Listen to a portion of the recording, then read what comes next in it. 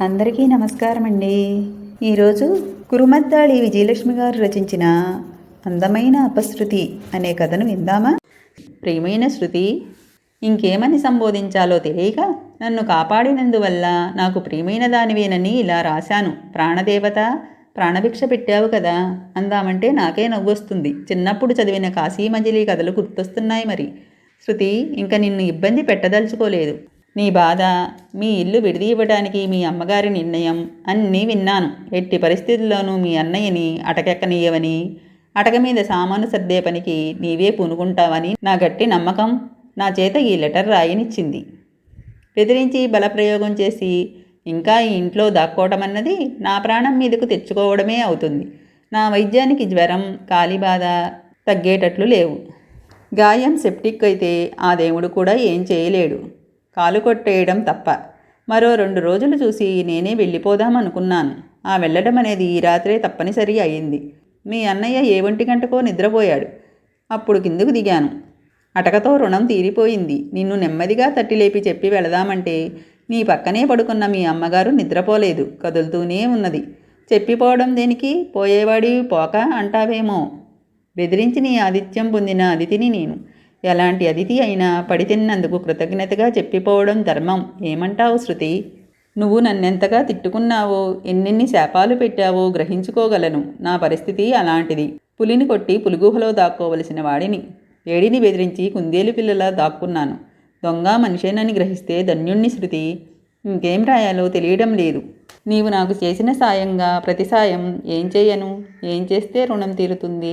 నాకే ఆలోచన రావడం లేదు. నన్ను ఆపదలో ఆదుకున్నందుకు నీకెప్పుడైనా అనుకోని ప్రమాదంలో చిక్కుకొని ఆపద వస్తే రక్షిస్తాను. ఇది నీకు ఆపద జరగాలని కోరటం కాదు. అవసరం అయితే ముఖం చాటేయక చేసిన మేలు మరువక సాయం చేస్తానని చెప్పడం మాత్రమే. మాట ఇస్తున్నాను. ఇంకేం రాయడానికి లేదు. నీలాంటి అందమైన మంచి పిల్లకి జీవితాంతం సుఖ సంతోషాలు కలగాలని కోరుతూ మురారీదేవుడు. ఒక పావుటావు కాగితం మీద చీమతలకాయంతేసి అక్షరాలు చీమల బారుల్లా మురారీదేవుడు రాసిన లెటర్ని శృతి చదవడం పూర్తి చేసి ఓ నిట్టూర్పు విడిచింది. కాగితాన్ని ముక్కలు ముక్కలుగా చేసి తూములో తోసి నీళ్లు కొడదామని ఆగిపోయింది. లెటర్ని అట్టిపెడితేనే బాగుంటుందనిపించింది. యథాప్రకారం మడతలు పెట్టి లెటర్ తడవకుండా కిటికీ అంచున పెట్టి స్నానానికి ఉపక్రమించింది. ఆపదలో సాయం చేశాడట. ఇంకేం, అంతకులు ఆపదలు హత్యలు తప్ప మరేం తెలుస్తాయి? మహానుభావుడు రక్షించి ఇంతటితో వదిలాడు. వదిలేవాడో, ఇంకా జలగలా పట్టుకుని పీడించేవాడో. కాలు సెప్టిక్ అయితే కొట్టేస్తారని ఓ పక్క అదురు పుట్టింది. మరో పక్క భోజన వసతి లేక నిరసించిపోతున్నాడు. పట్టుబడతానని ఏమూలో భయం కూడా ఉండి ఉంటుంది. తోక ముడిచాడు. పేడ పోయింది. వంటినున్న సబ్బునురుగంతా ఒకేసారి జారిపోయేటట్లు బొక్కెనెత్తి నీళ్లన్నీ వంటి మీద గుమ్మరించుకుంది శృతి. ఇప్పుడు శృతి ప్రాణమెంతో హాయిగా ఉంది. బొక్కెన నీళ్లతో మురిగి వదిలినట్లు విడిదిచ్చినందుకు విరోధి వదిలిపోయాడు చాలా తేలిగ్గా. ఇంకా స్నానం చేయడం పూర్తి కాలేదుటే శృతి. బయట నుంచి సీతమ్మ కేక పెట్టింది. అయిపోయిందమ్మా, వచ్చేస్తున్నా, బాత్రూంలోంచి జవాబిచ్చింది శృతి. మరో బొక్కెన నీళ్లు ఒంటి మీద ఎత్తి గుమ్మరించుకుంది. చాలా ఆనందంగా ఉంది శృతికి. ఊనిరాగం తీస్తూ చీర చుట్టుకుని జాకెట్లో మళ్ళీ లెటర్లని దాచి బాత్రూం నుంచి బయటపడింది. సాయంత్రం 5 అయింది. నాకు కావలసిన టాయిలెట్ సామాన్ కాక ఇంటికి కావలసిన సరుకులు కూడా తెస్తానని శృతి బజారుకు వెళ్ళింది. తనకు తెలిసిన వారి కోడలికి నొప్పులొస్తుంటే వారికి తోడుగా సీతమ్మ నర్సింగ్ హోమ్కి వెళ్ళింది. క్రితం రాత్రి నైట్ డ్యూటీ చేసి ఈరోజు రెస్ట్ తీసుకుంటున్న సిద్ధార్థ ఇంట్లోనే ఉండిపోయాడు. సిద్ధార్థకి ఏ రోజు డ్యూటీయో ఏ రోజు సెలవో తెలిసిన శ్రీదేవి వచ్చింది. కిటికీ దగ్గర కూర్చుని బయటికి చూస్తున్న సిద్ధార్థ దూరంగా శ్రీదేవి రావడం చూశాడు. మెదడులో తళుక్కుమని ఓ మెరుపు మెరిసింది. ఓ చిలిపి కోరిక కలిగింది. ఇంటి తలుపులు ఎలాగూ తెరిచిపెట్టే ఉన్నాయి. తలుపు చాటున నక్కి నుంచుండిపోయాడు. శృతి, శృతి అంటూ సరాసరి ఇంట్లోకి వచ్చేసింది శ్రీదేవి. నెమ్మదిగా తలుపులు చేరేసి గడియ పెట్టాడు సిద్ధార్థ. ఇంట్లో ఏ అలికిడి లేదే, ఎవరూ లేరా ఏమిటి అనుకుంటూ శ్రీదేవి వెనుదిరిగింది. సిద్ధార్థ దొంగ నవ్వు నవ్వుతూ కనబడ్డాడు. ఏమిటిది అంది శ్రీదేవి. ఏమిటి నీవనేది? నాకేం అర్థం కావడం లేదు శ్రీదేవి దగ్గరకు వస్తూ అమాయకంగా ముఖం పెట్టి అన్నాడు సిద్ధార్థ. తలుపెందుకేశావు? శ్రీదేవి ముందే గ్రహించింది ఇంట్లో ఎవరూ లేకపోబట్టే ధైర్యంగా సిద్ధార్థ తలుపు గడియ పెట్టాడని. వెయ్యబుద్ధి పుట్టింది మరి. తలెగరేసి మహాధైర్యంగా అన్నాడు సిద్ధార్థ. పుడుతుంది ఇంట్లో ఎవరూ లేరేమో. అబ్బాయి గారికి మాలావు ధైర్యం వచ్చింది. మీ అమ్మ ఉన్నప్పుడో శృతి ఉన్నప్పుడో తలుపు గడియ పెట్టండి చూద్దాం. వెక్కిరించగా అమ్మడు.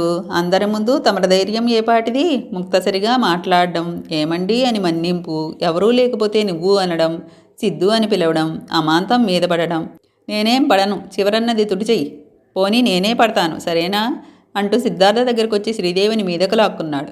వెంటనే గట్టిగా ముద్దు పెట్టుకున్నాడు. సిద్ధార్థ కౌగిలిలో శ్రీదేవికి పరవశంగానే ఉంది, కానీ వివేకం హెచ్చరించింది. వదులు వదులు సిద్ధు, ఎవరైనా వచ్చారంటే బాగుండదు. అమ్మా శృతి ఎక్కడికి వెళ్ళారు అంది దూరంగా జరగడానికి ప్రయత్నిస్తూ. శృతి బజారుకు వెళ్ళింది. నొప్పులొస్తుంటే అమ్మకి నొప్పులేమిటి? తెల్లబోయింది శ్రీదేవి. మైమరుపులో ఉన్న సిద్ధార్థ అప్పుడు తెప్పరిల్లాడు. ఓహ్, తెలిసిన వారి కోడలికి నొప్పులొస్తుంటే వాళ్ళకి సాయంగా అమ్మ వెళ్ళింది. కిలకిలా నవ్వేసింది శ్రీదేవి. ఓ కవి ఏమన్నాడో తెలుసా? ఏమన్నాడేం? స్వర్గం ఎక్కడో లేదు, ఆడదాని కౌగిల్లో ఉంది, సర్వం మర్చిపోయేది ఈ స్వర్గంలోనే అన్నాడు. అనుభవం మీద రాసినట్టున్నాడు. ఆ వయసులో నాకు తెలియలేదు, ఇప్పుడు నాకు తెలిసింది. కొన్ని ఇటువంటి ప్రయోగాలు చేసి చూస్తే ఎంతో అనుభవం సంపాదించిన వాడిని అవుతాను. పెద్దల మాట నిజమని తెలుసుకుంటాను. కాస్త నీవు సహకరిస్తే చాలు శ్రీ.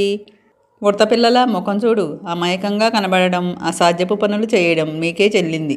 పెళ్లి కావలసిన ఆడపిల్లని కదా ఇలా బంధించి బలవంతం చేయడం ఏమన్నా బాగుందా?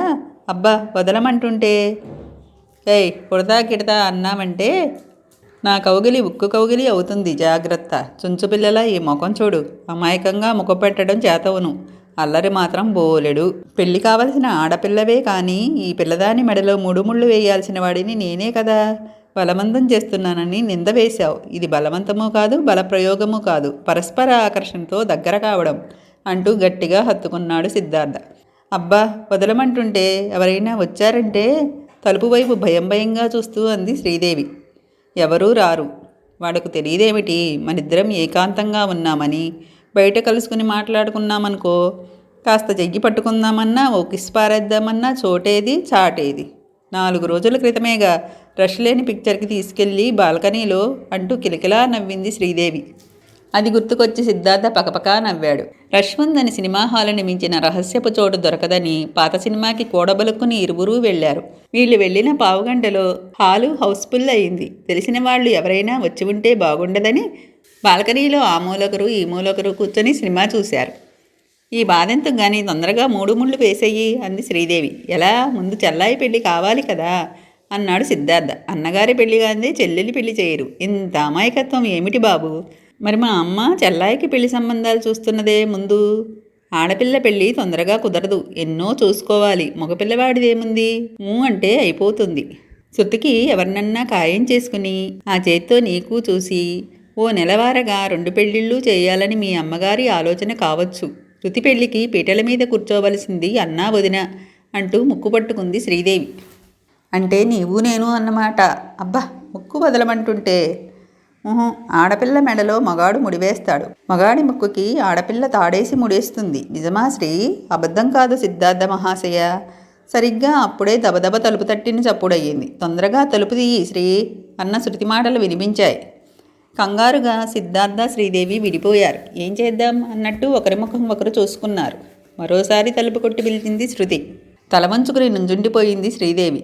సిద్ధార్థ అంతకన్నా తల వంచుకుని వెళ్ళి తలుపు తీసి శృతి లోపలికి అడుగు పెట్టగానే అటు నుంచి బయటకు వెళ్ళాడు. ఎదురుగా సీతమ్మ వస్తూ కనబడింది. లోపలికి వచ్చిన శృతి చేతిలో సంచి పెట్టి స్లిప్పర్స్ స్టాండ్లో పెడుతూ అంది. దూరంగా అమ్మ వస్తూ కనబడింది శ్రీ. నేను మీ ఏకాంతానికి అంతరాయం కలిగించడం ఇష్టం లేక గుమ్మం అవతలే ఉండిపోయి కాపలా కాస్తూ ఈ మూసి ఉన్న తలుపులు ఎన్ని యుగాలకు తెరుచుకుంటాయా అని ఎదురు చూస్తున్నాను. అమ్మ రాబట్టి తలుపు కొట్టగా తప్పలేదు. థ్యాంక్స్ గొణిగింది శ్రీదేవి. ఏమిటమ్ముడు సణుగుతున్నావు? హెల్ప్ చేసినందుకు తిట్టుకుంటున్నావా? లేదు లేదు అంటూ తలెత్తి చూసింది. శృతి చిలిపిగా తన్నే చూడడం చూసి సిగ్గుతో తల టకీమని ఉంచుకుంది శ్రీదేవి. ఇస్సురస్సురంటూ సీతమ్మ ఇంట్లోకి అడుగుపెట్టింది. అప్పుడే వచ్చేసేవేమమ్మా? శృతి అడిగింది. రాకేం చేయనే నా తల్లి. చిన్న ఆపరేషన్ చేసి కాన్పు చేశారు. తల్లి బిడ్డ కులాసాయే. ఒక్క మనిషి తప్ప ఆసుపత్రిలో మరెవ్వరూ ఉండకూడదట. ఇదేం చోద్యమో, బాలింతరాల దగ్గర మనుషులు ఉండకూడదట.